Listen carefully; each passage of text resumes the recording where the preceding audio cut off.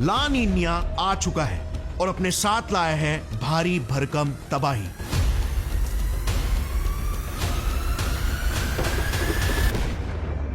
Indian Meteorological department के साइंटिस्टों ने पहले ही वार्न कर दिया है कि 2024 का अंत और 2025 की शुरुआत हद से ज्यादा ठंडी होने वाली है। Met Department is predicting a harsh winter ahead. There are forecasts of the La Nina effect having a big impact. क्योंकि तापमान असामान्य रूप से घटने वाला है और इसी से बचने के लिए गवर्नमेंट ने भी नागरिकों को इस बारे में पहले से ही चेतावनी दे दी है। La Nina effect is having an impact, meaning shifts in wind circulation patterns leading to more rains and snow. La Nina effect. La Nina effect. La Nina. La Nina. La Nina. La Nina effect.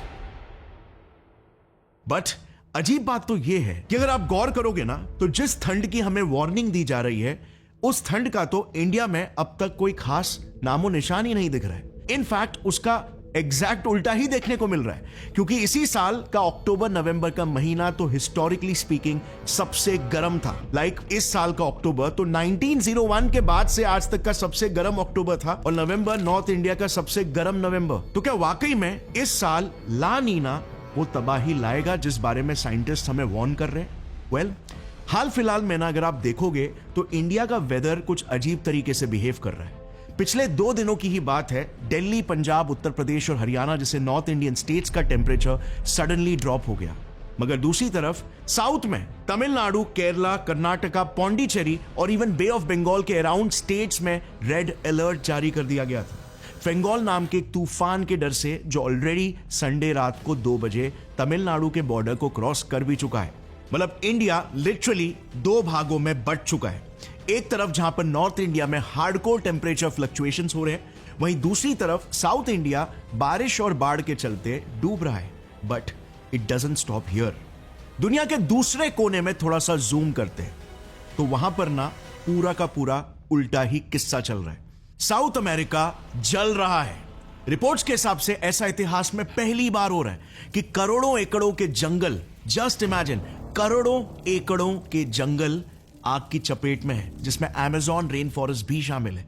यह तस्वीर देखना Brazil के Sao Paulo शहर की है। Forest fires की वजह से क्या हाल हो गए।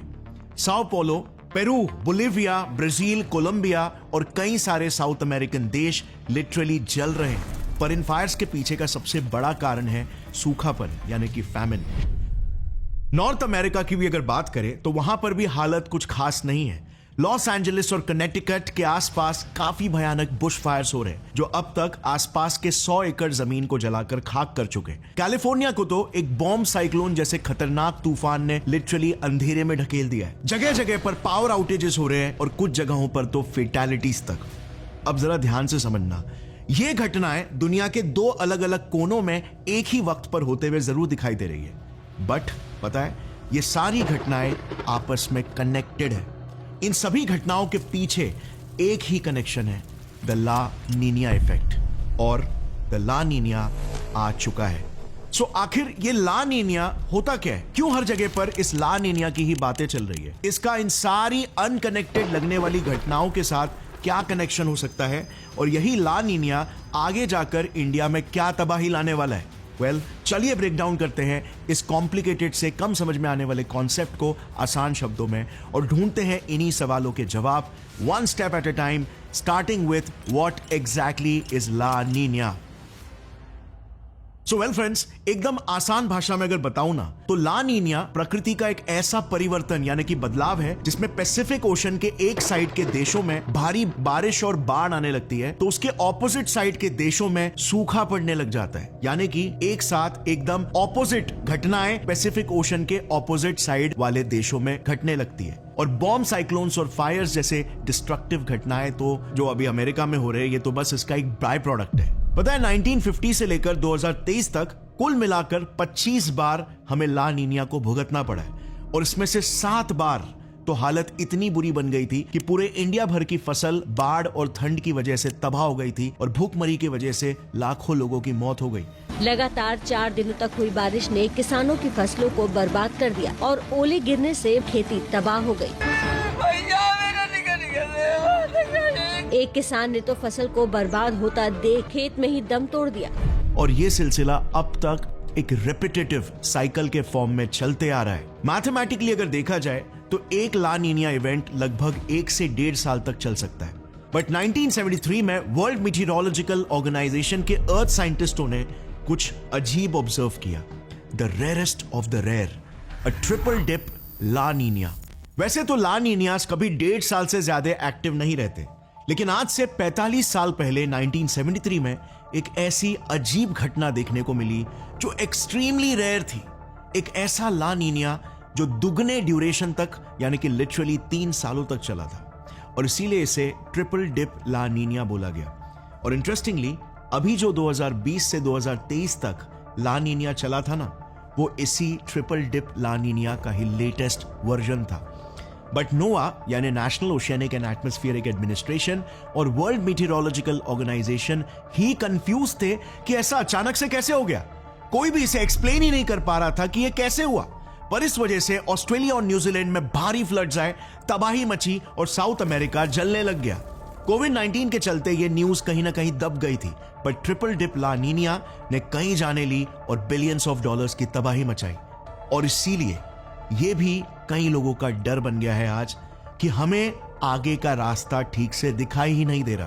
कहीं इस बार का ला नीनिया पिछली बार से भी ज्यादा खतरनाक तो नहीं निकल जाए। और इसीलिए नोआ ने यह स्टेटमेंट जारी कर दिया कि 2024 का अंत और 2025 की शुरुआत में खतरा हो सकता है। चलो आसान भाषा में समझते हैं कि पूरा गेम क्या है। लेकिन before starting that let me quickly thank उडू फॉर आवर टुडेस वीडियो। अगर आप एक बडिंग एंटरप्रेन्योर हो तो आपको पता होगा कि हमें बिजनेस के काफी सारे एस्पेक्ट्स पर ध्यान देना पड़ता है, from hiring to accounting to sales. लेकिन अभी आप सिर्फ एक ही सॉफ्टवेयर में बिल्कुल फ्री में कर सकते हो विद उडू। उडू एक all in one management software है जिसमें कई सारे एप्लीकेशंस है जिससे आप अपने बिजनेस के डे टू डे मैनेजमेंट को एकदम ज्यादा सिंप्लीफाई कर सकते हो। हमने चूज किया है उडू का प्रोजेक्ट ऐप एकदम फ्री में, क्योंकि उडू की पहली ऐप लाइफ टाइम के लिए फ्री है और वो भी for unlimited number of users. उडू का प्रोजेक्ट एप्लीकेशन मुझे पर्सनली काफी कॉम्प्रिहेंसिव और फ्लेक्सिबल लगता है, क्योंकि इससे मेरी टीम हमारे कोई भी प्रोजेक्ट्स के प्रोग्रेस, डेडलाइंस, बजट्स और रिसोर्सेस को टाइमली ट्रैक कर सकती है और रियल टाइम में कोलैबोरेट भी कर सकती है। जैसे हमारे ही वीडियोस के प्रोडक्शन का ही प्रोजेक्ट ले लो।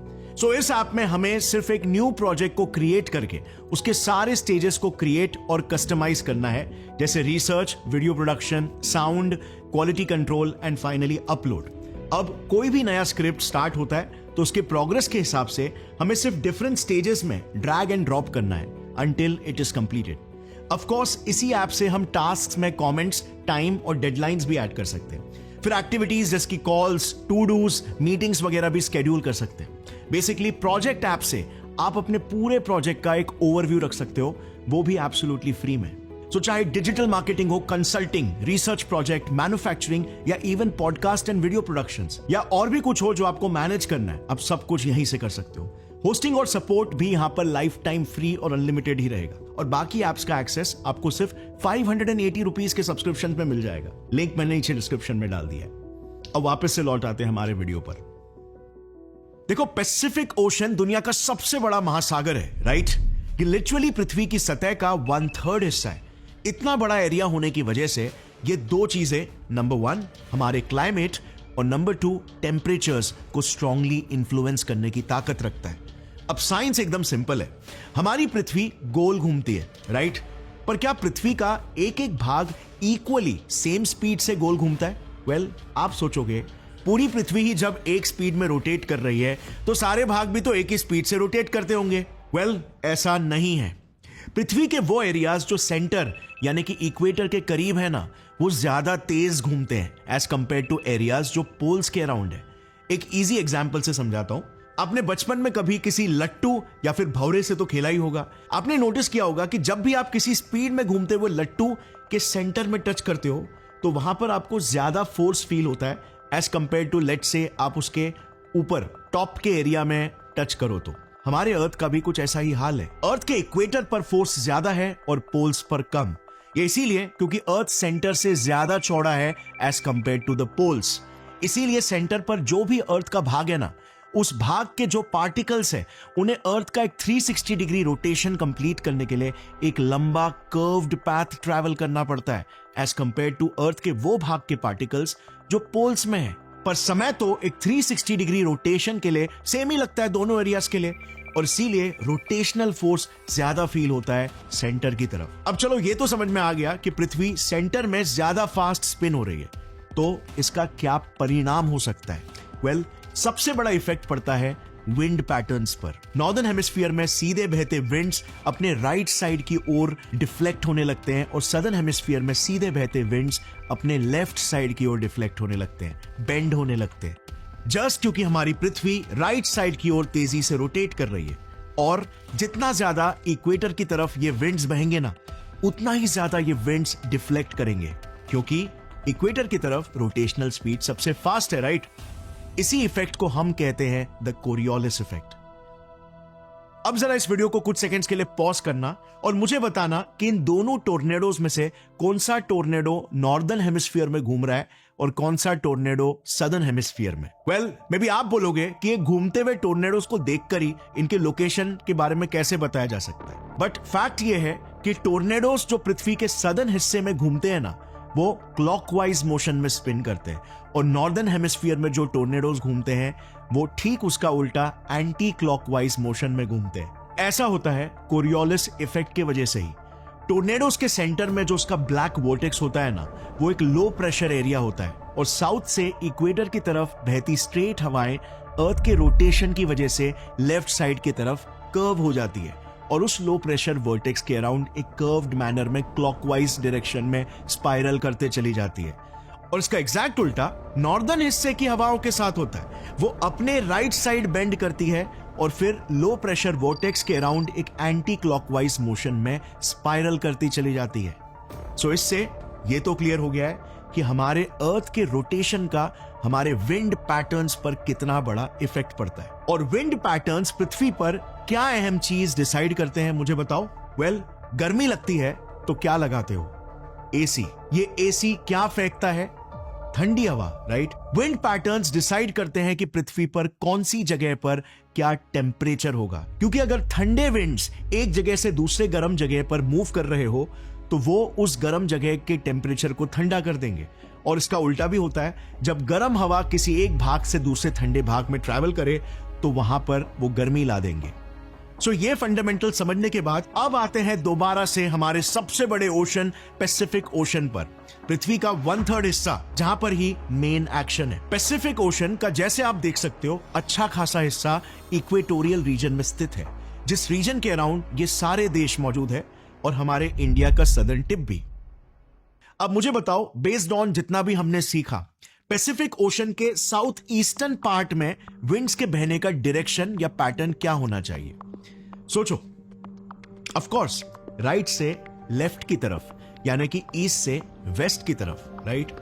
और इसीलिए ये सदर्न पैसिफिक एरियाज का एक नॉर्मल नेचुरल विंड पैटर्न है, जिसे हम ट्रेड विंड्स कहते हैं। ये नाम ट्रेडर्स ने रखा था जो पुराने समय में इन्हीं विंड्स के सहारे वेस्ट से ईस्ट ट्रेडिंग करने के लिए सेल किया करते थे। अब जैसे हमने जाना था कि विंड पैटर्न्स टेम्परेचर को रेगुलेट करते हैं, या तो कोल्ड एयर या तो हॉट एयर को अपने साथ कैरी करके, और इसीलिए इसी सदर्न पैसिफिक के टेम्परेचर फ्लक्चुएशंस और विंड पैटर्न से एक इंपॉर्टेंट साइकिल क्रिएट होता है, जिसे हम एनसो कहते हैं, जिसका फुल फॉर्म है L Niño southern oscillation. Oscillation का मतलब फ्लक्चुएशंस, मगर फ्लक्चुएशन किसका? फ्लक्चुएशन टेम्परेचर का, हीट का। एनसो साइकिल पृथ्वी पर सबसे strongest year two year climate fluctuations cause करने वाला साइकिल है, इसीलिए इसे ध्यान से समझना। एनसो का पूरा साइकिल ना 3 फेजेस का है और 3 से 7 सालों तक चल सकता है, जिसमें फेज नंबर 1 न्यूट्रल फेज होता है, फेज नंबर 2 एल नीनियो का फेज होता है, और फेज नंबर 3 ला नीनिया का फेज होता है। इसमें न्यूट्रल फेज अकेले उतने समय तक रहता है जितने समय तक एल नीनियो और ला नीनिया फेज कंबाइंड रहते हैं। सो चलो समझते हैं ये फेजेस कैसे क्रिएट होते हैं।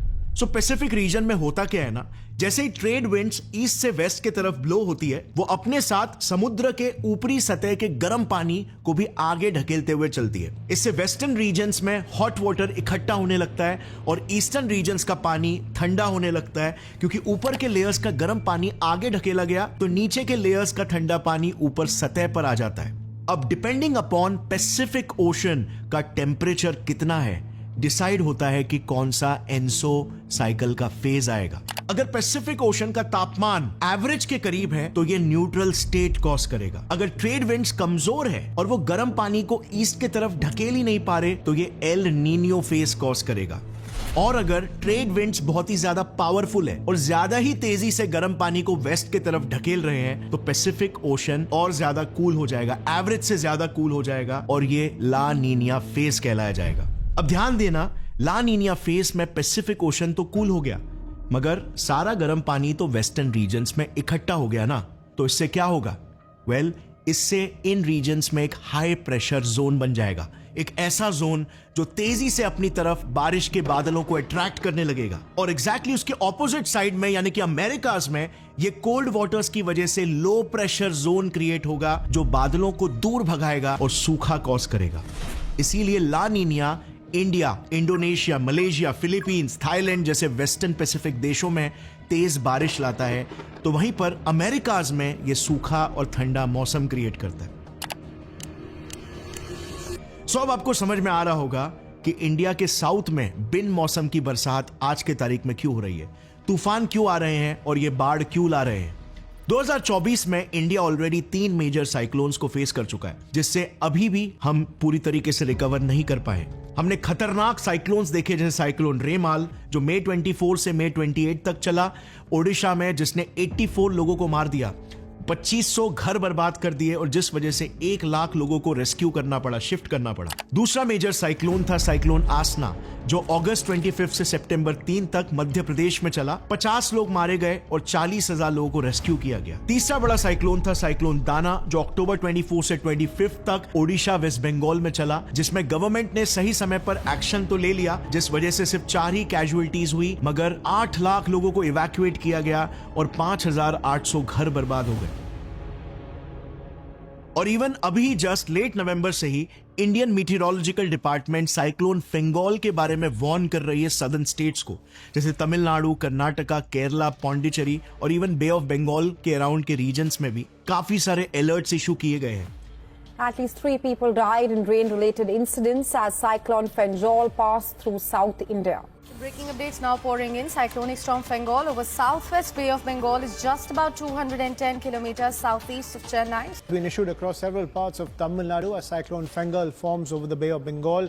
It is likely to make landfall today close to Puducherry with wind speeds up to 90 kilometers per hour. हमें फ्लडिंग्स, मडस्लाइड्स, लैंडस्लाइड्स और क्लाउड बर्स्ट की वार्निंग दी जा रही है और जब तक ये वीडियो लाइव हो जाएगा कितने इंसिडेंट्स तो ऑलरेडी घट भी चुके होंगे। और ये साइक्लोनिक और फ्लडिंग वाले इवेंट्स सिर्फ इंडिया तक ही सीमित नहीं है, हाँ, बल्कि बाकी के वेस्टर्न पैसिफिक रीजन के और भी कई देश है जैसे इंडोनेशिया, फिलीपींस, मलेशिया, इनमें भी सिमिलर घटनाएं देखने को मिली है। इंडोनेशिया ने भी इस बार कई बहुत ही भयंकर फ्लड्स का सामना किया है। एक तो जस्ट अभी लास्ट वीक ही सुमत्रा आइलैंड में घटी।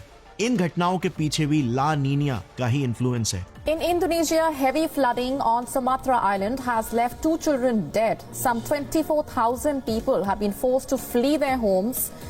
Torrential rainfall hammered the island for days. Rivers caused to burst their banks and sending the water levels surging in the residential areas. World Meteorological Organization के scientist के calculations के हिसाब से Indonesia 2050 तक तो डूब जाएगा क्योंकि उसके आसपास का सी लेवल बहुत तेजी से बढ़ रहा है, लगभग 10 सेंटीमीटर पर ईयर, और ये सब बस अकेले ला नीनिया के ही वजह से। दूसरी तरफ दुनिया के दूसरे कोने में ला नीनिया अलग ही प्रॉब्लम्स क्रिएट कर रहा है। साउथ अमेरिका में सूखा पड़ गया है और वो लिटरली जल रहा है और ये कोई एग्जैजरेशन बिल्कुल नहीं है। ये तस्वीर देखना, यह ब्राजील के एक शहर साओ पोलो की दिन की एक तस्वीर है। जंगलों में लगी आग के धुएं की वजह से ये हाल हो गया है। होगा क्यों नहीं, 32 लाख एकड़ के जंगल ब्राजील में आज के तारीख में जल रहे हैं। साउथ अमेरिका के अकेले बोलिविया देश में 1.7 करोड़ एकर्स के जंगल जल रहे हैं। पैराग्वे में लगभग 5 लाख एकड़, अर्जेंटीना में 1 लाख एकड़। ऐसे कई साउथ अमेरिकन देशों का यही हाल है। कई एनवायरमेंटल एक्सपर्ट्स ये कह रहे हैं कि अमेज़न रेन फॉरेस्ट का लिटरली 25% हिस्सा तबाही में है, जिससे ये रेन फॉरेस्ट पृथ्वी का जिसे लंग्स कहा जाता है ना, एक ऐसे पॉइंट तक पहुंच चुके हैं जहां से वापस रिकवर कर पाना एक्सट्रीमली मुश्किल होने वाला है। अब वापस से आते हैं इंडिया में। इंडिया में कई सारे न्यूज रिपोर्ट्स ये बोल रहे हैं कि इस साल बहुत ही खतरनाक ठंड होने वाली है, right? In fact Indian Meteorological Department का खुद का ये कहना था सितंबर तक। And one of the reasons were because La Nina की वजह से नॉर्दर्न बेल्ट में प्रेसिपिटेशन बढ़ जाता है। सो नॉर्दर्न बेल्ट में वैसे ही ठंडी होती है और साथ में प्रेसिपिटेशन भी बढ़ जाए तो टेम्परेचर काफी ठंडा हो जाएगा। बट यू नो व्हाट, अभी जस्ट 2 दिसंबर को ही लेटेस्ट अपडेट आया है उनके तरफ से ही कि वी वर रॉन्ग। दिसंबर महीना भी वार्म ही रहने वाला है और शायद से पूरा का पूरा विंटर भी वार्म ही गुजरेगा। और यही है गाइस मेरे इस वीडियो का सबसे बड़ा कंसर्न और साथ ही दुनिया भर के क्लाइमेट साइंटिस्टों का भी। नोवा, जो कि one of the most advance climate and temperatures track करने वाली अमेरिकन ऑर्गेनाइजेशन है, याद है उसने जस्ट 2 साल पहले ही ट्रिपल डिप ला नीना जैसे बड़े रेयर इवेंट को ही मिस कर दिया था। और इवन अभी भी अगर आप फोकास्ट देखोगे ना तो अलग अलग कंट्रीज ने अलग अलग प्रेडिक्शंस किए हैं दिसंबर और जनवरी के महीनों के लिए और इनके वैल्यूज में काफी डिफरेंसेस है। Canada, winter is going to try to salvage its reputation. Average temperatures in precip down in the southwest, with areas that have a ton of snow versus no snow at all. This year we are looking at a La Nina. Due to that increased southern storm track and large temperature swings, severe weather outbreaks are unfortunately something that we're certainly going to be dealing with this winter. IMD कभी बोलता है कि इस साल ना कड़ाके की ठंड होने वाली है, तो फिर कभी बोलता है कि वी आर सॉरी, हम गलत थे, विंटर काफी वार्म होगा। सच तो यह है ना कि वेदर सिस्टम्स को आज प्रेडिक्ट कर पाना एक्सट्रीमली मुश्किल हो गया है। पता है क्यों? Well, climate change. इंसानी सभ्यता अपने आधुनिकता और इंडस्ट्रियलाइजेशन से बहुत ही ज्यादा एक्स्ट्रा हीट प्रोड्यूस कर रही है, जिसे वातावरण में रेडिएट कर दिया जाता है। ये एक्स्ट्रा हीट, जिसका कोई ठोस हिसाब हमारे पास नहीं है, वेदर सिस्टम्स के साइकिल को इफेक्ट कर रहा है इस तरह से कि सटीकता से प्रेडिक्ट कर पाना इम्पॉसिबल होते जा रहा है। एक तो वैसे इन कॉम्प्लेक्स वेदर सिस्टम्स में केओस थियरी और बटरफ्लाई इफेक्ट लागू रहता है, यानी कि एक छोटे से इफेक्ट का एक बड़ा सा काउंटर इफेक्ट हो सकता है, और ऊपर से अब हम ये सब अनअकाउंटेड क्लाइमेट चेंज को घास डाल रहे हैं। इस वजह से वेदर सिस्टम्स को प्रेडिक्ट कर पाना बहुत ही मुश्किल बनते जा रहा है। बट यू नो व्हाट, अपनी रिसर्च में मैंने एक बहुत ही इंटरेस्टिंग पैटर्न को नोटिस किया। सो सवाल यह है कि क्या साल 2025 ठंडा साल होगा या गर्म साल होगा? वेल, जरा इन 2 चार्ट्स पर नजर डालना। एक तरफ है ट्रिपल डिप ला नीना का डेटा और दूसरे तरफ है ग्लोबल एवरेज टेम्परेचर्स का डेटा। यह देखना, जब भी ट्रिपल डिप ला नीना हुआ ना, उसके खत्म होने के 2 सालों बाद हमेशा ग्लोबल टेम्परेचर हिस्टोरिकली बड़ा ही है। सो speaking about the year 2025 in general, अच्छा चांस है कि ग्लोबल टेम्परेचर हाई ही रहने वाला है। अब इंडिया के कॉन्टेक्स्ट में ये हाई कितना हाई होगा ये तो वक्त ही बताएगा। विद दैट सेड, हमें क्लाइमेट चेंज को सीरियसली लेना ही होगा, वरना ये हमें लिटरली अनअवेयरनेस के अंधेरे में ढकेल सकता है और किसी भी शहर में साओ पोलो जैसे अंधकार को ला सकता है। Thanks for watching. जय विज्ञान, जय हिंद।